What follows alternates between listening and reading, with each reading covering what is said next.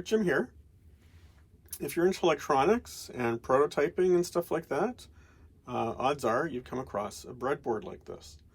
And these breadboards, in and of themselves, don't have any power. And so this is a fairly common breadboard size, breadboard style, with the voltage rails across the two sides, and then the interconnect rails all along here. And so what's happened is people have designed these power modules. This is called a breadboard power module. And so I ordered some of these breadboard power modules for some of the work that I was going to do. And I got this. And even though I know a bit about electronics, I looked at this and said to myself, well, how do you hook this up? Because it didn't really come with any instructions. So in this little video, I'm going to basically walk you through all of the different things that this breadboard power supply module does. And so that's what we're going to look at. So we're going to look at how to take this breadboard power supply module. Putting it on the breadboard is not a big deal, but what all the different jumpers do, what do the switches do, what do all these ports do. So we're just going to walk through fairly quickly and look at what all these bits do. All right, I'm zoomed in pretty closely because I want you to be able to see a lot of the small details, because the details really are going to matter as we kind of get into this. So if you see, I've got the breadboard here and I've got the edge of the board, and for the power rails, there's a negative rail here and a positive. Now, I mean, that's just the labeling, right? So you could do it the other way around. You could run, positive onto the blue line and negative onto the red line. So you don't have to do it, but of course you want to stick with the way it's been labeled, because that'll make things easier, to keep things straight in your head. And so if you have that, now if you look at the power supply module before I connect it, you'll see that there's a negative there and a positive there, which we can line up with the positive and negative here on the breadboard. And similarly, on the other side, there's a negative and a positive, which we can line up with the negative and positive labels on this. Remember, this is just labeling. So if we had the breadboard turned around this way, you'd see that these labels don't match, right? So we've got negative here now and positive on the breadboard. And that's, like I say, it'll work fine, but it's just going to be confusing to us. So we want to hook it up this way. Then if we look underneath on the power supply module, we can see that there are a bunch of pins here. Okay, so you can see the pins here and here. Okay, so they're spaced. If we look at the spacing, right, they're going to consume the first 5-6 rows, the first 5 rows of the breadboard, okay, with these pins for the power supply. And so there's 2 sets of these pins, and so once we get this positioned on the breadboard, it'll be pretty stable, because there's 2 sets of pins here, 2 sets of pins there. So we're going to take this module, and the first thing that we're going to do is we're going to sit it down so that all the pins line up, and we're going to push it down here like that. Okay? And so that all fits like that. And now the power supply module is mounted onto the breadboard. And now we can hook it up and start seeing what the jumpers do and what all these different test points do. One of the things to notice is that the input here is on this jack, and we can see that there is some labeling here, and it says DC 6 to 16 volts. So, I mean, there's some power regulation circuitry here meant to help us out. And so there is a range on the input, so we don't have to get exactly a 9-volt supply or 12-volt supply or anything like that. This can take an input range from 6 to 16 volts, and it'll produce the outputs at 5 volts and 3.3 volts. And that's something that I should maybe have mentioned before. This breadboard power supply is meant to produce outputs at 5 volts and 3.3 volts. So we'll put that down there. And what I'm going to use is a power supply. I have one here.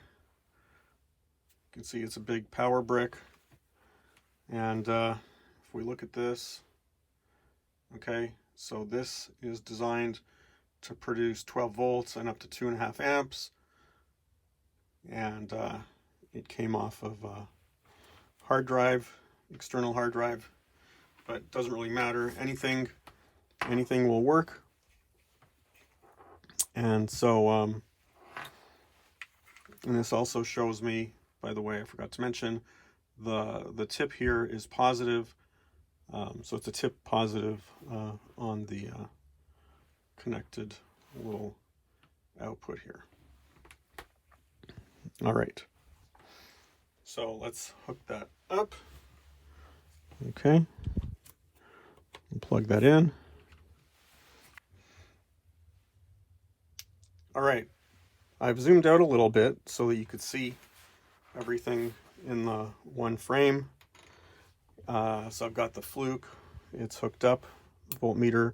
I've got one of the probes hooked up to the what's indicated as negative rail. The other probe is hooked up to the positive rail. Right now, the power switch is off. And so I'm just going to turn the power on to the power brick. And when we do that, within a sort of split second or so, you can see that the voltage is coming through at 4.98 volts, so effectively 5 volts.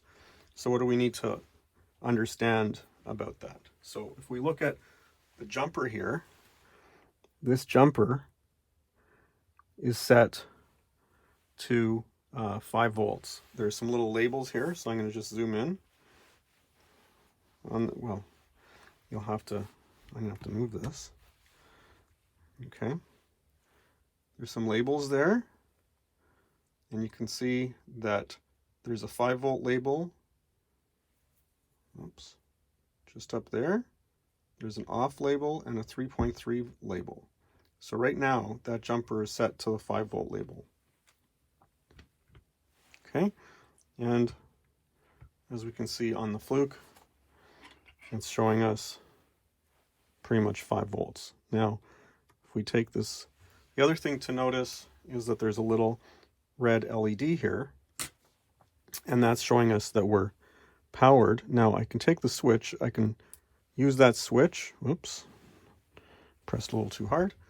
Okay, so I can use this switch to turn the power on and off, and the little red LED is telling me whether or not the outputs are energized. Okay, so that's a handy thing to have, that switch, because that means you don't have to go disconnecting things in order to energize or de-energize your circuit. You can just use that switch. Now what I'm going to do in terms of a little bit of safety, so I've got it turned off. You can see the LED is off. And I'm going to take this jumper and I'm going to pull this jumper off.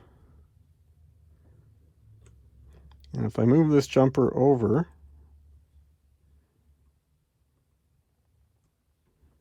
to this point, right now everything is off. When I energize the circuit, 3.3 volts. Okay, so at the one side we got 3.3 volts, at the other side we've got 5 volts. If we take the jumper, and of course, you know, there's a middle position which is off, and of course we use that middle position because we don't want to have the jumpers sort of floating all over the place. So by having a middle spot for off, we can just put the jumper in the middle. We don't have to worry about the jumper disappearing and trying to find it on a messy workbench. So that's showing you how we get those different voltages. Now, the other thing to notice is that aside from the jumpers here, there's a little section on the circuit board. It's blocked by this probe, so I'm just going to move these probes off.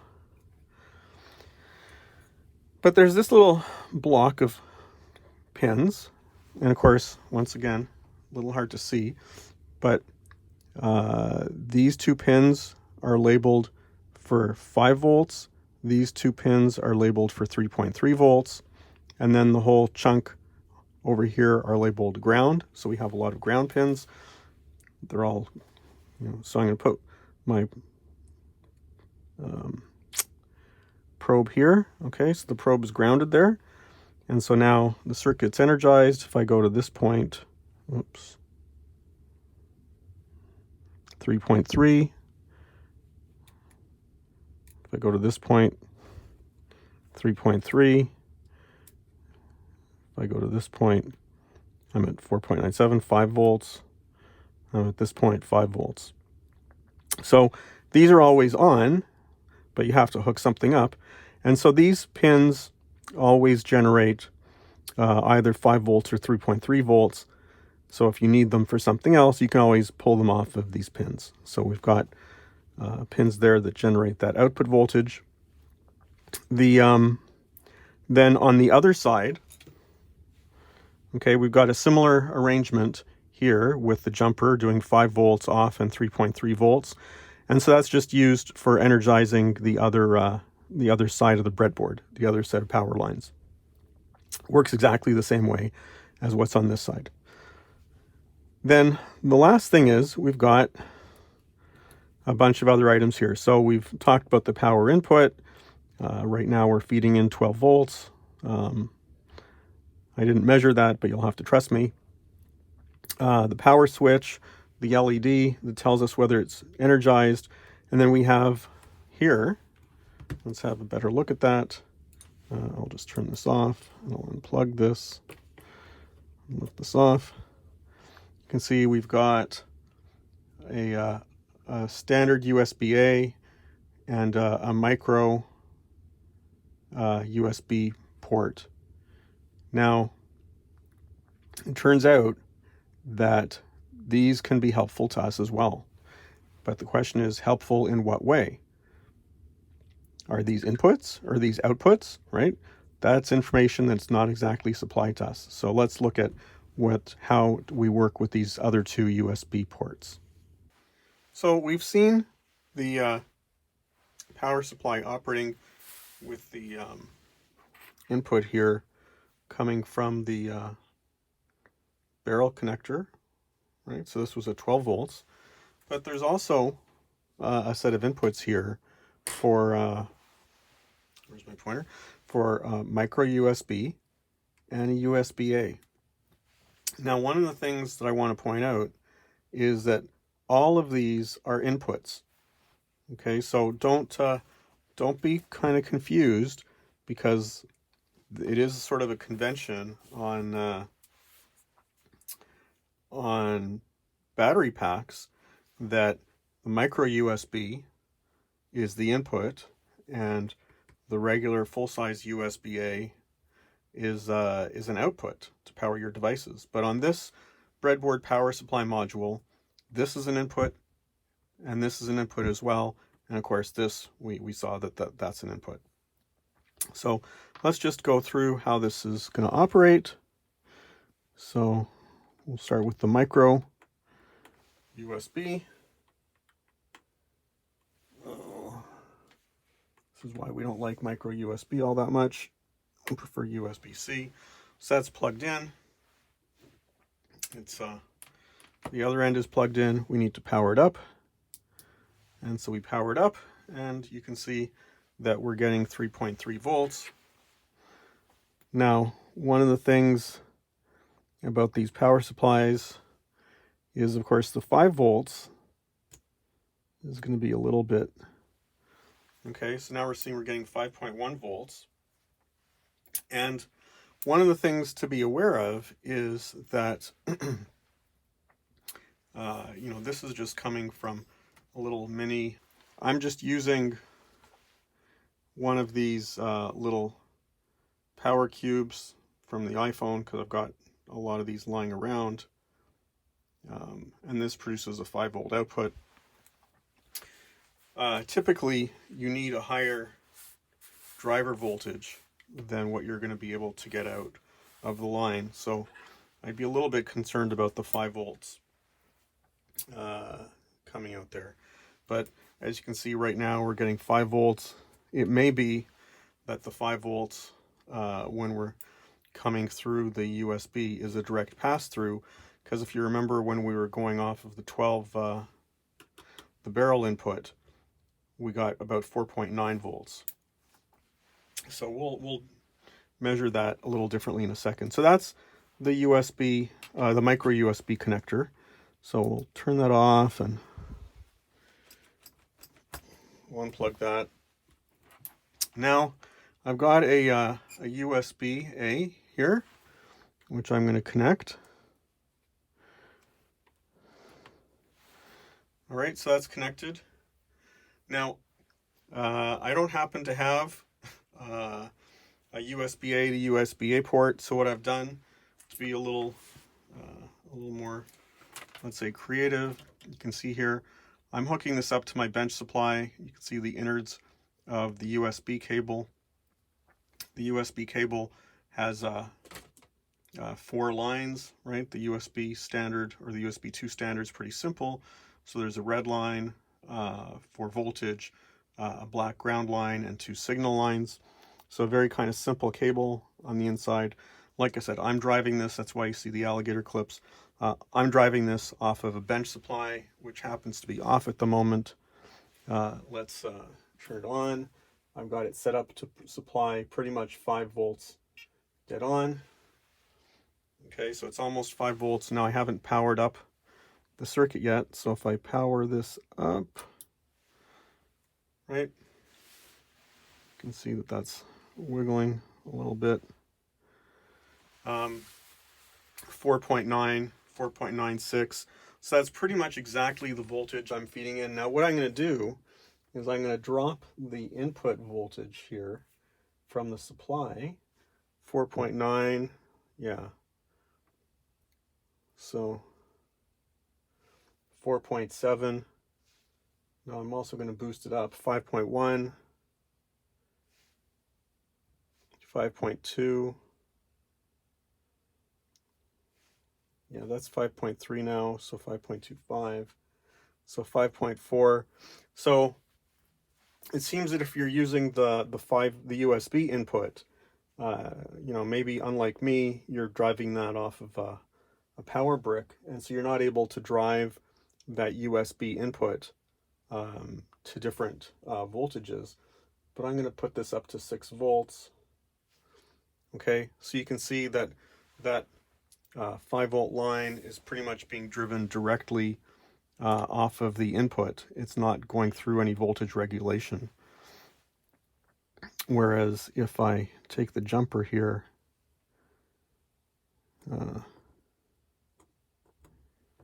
and move it over to the 3.3 volt, right? The 3.3 volt is coming through the voltage regulation. So that's an important thing to know, right? If you're driving the 5 volts off of a standard USB power brick, it'll be 5 volts.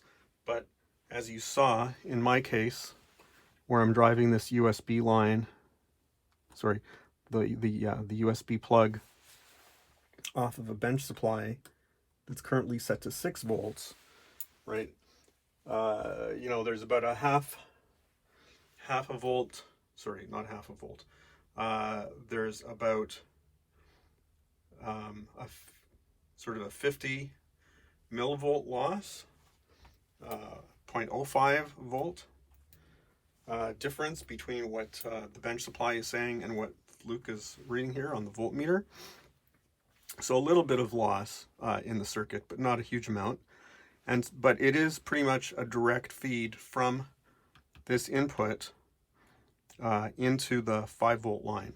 So it's not going through the voltage regulation there. So that's an interesting observation for us to have. Okay. A couple of other things to be aware of. These may vary based on the different boards. This board, if you look up the spec, what you'll find is that the 5 volt line, and I'm going to assume that's when I'm driving it through the 12 volt, or sorry, through the barrel supply. The 5 volt line is rated to go to 500 milliamps, and the 3.3 is rated to go to 100 milliamps, and so that's a result of the circuitry here. I think that's pretty much it. We've talked about all of the components. We've gone into a lot of depth about how the bits and bobs and pieces of the board work. I hope that you found this video to be useful. And if you like these videos, please subscribe to my channel. Thanks for watching. Until next time.